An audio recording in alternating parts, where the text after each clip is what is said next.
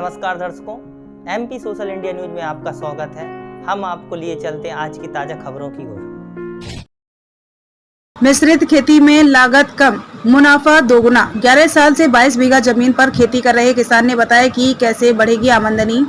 देवास के रहने वाले युवा किसान धर्मेंद्र राज, उम्र 31 वर्ष ने कम जमीन होने के बाद भी खेती की आधुनिक तकनीकी की मदद से बम्पर उत्पादन किया।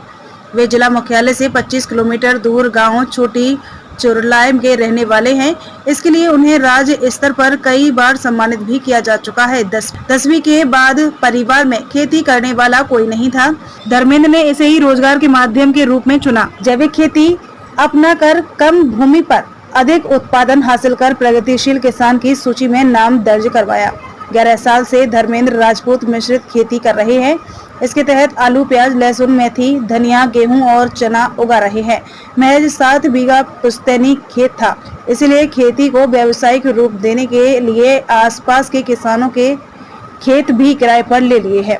शुरुआती वर्षों में मात्र 2 लाख रुपए की सालाना आमदनी होती थी। पिछले 2 साल से आलू, प्याज और लहसुन की खेती करने लगे। तब से सालाना 4 से 5 लाख रुपए की आमदनी होने लगी। पहले जानते हैं युवा किसान धर्मेंद्र राजपूत से सफलता की कहानी। मेरे पिता पारंपरिक खेती करते थे। खेती का रकबा काफी कम था, इसलिए सिर्फ परिवार के हिसाब से खेती किया करते थे। 15 वर्ष पहले पिता का देहांत होने के बाद परिवार की जिम्मेदारी मेरी मां पर आ गई। कुछ दिनों तक मां ने ही खेती कराई। इसके बाद यह जिम्मेदारी मुझ पर आ गई। मैं भी शुरुआती दिनों में अनुभव कम होने से पारंपरिक खेती ही करता रहा। पहली बार वर्ष 2011-12 में सहायक संचालक तत्कालीन कृषि अधिकारी डॉक्टर मोहम्मद अब्बास देवास के संपर्क में आया। उन्होंने बताया कि खेत में गहरी जुताई व नरवाई नहीं जलाते हुए वर्मी कंपोस्ट का उपयोग कर पैदावार बढ़ाई जा सकती है। उनकी सलाह मानकर मैंने कोशिश शुरू की तो अच्छे नतीजे मिलने लगे। खेत में ही एक पुराना कुआं था जो धंस चुका था। कुएं की मिट्टी निकालकर हलदर योजना से 1500 रुपए का अनुदान लिया।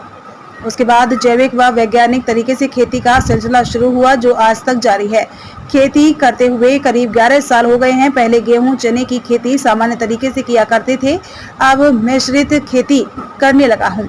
मेरा मानना है कि जब तक किसान एक खेती पर निर्भर रहता है तब तक जोखिम का खतरा अधिक होता है। साल 2013 में खेती के वैज्ञानिक तरीकों को जानने के लिए मैं गुजरात में कृषक प्रशिक्षण में शामिल हुआ था।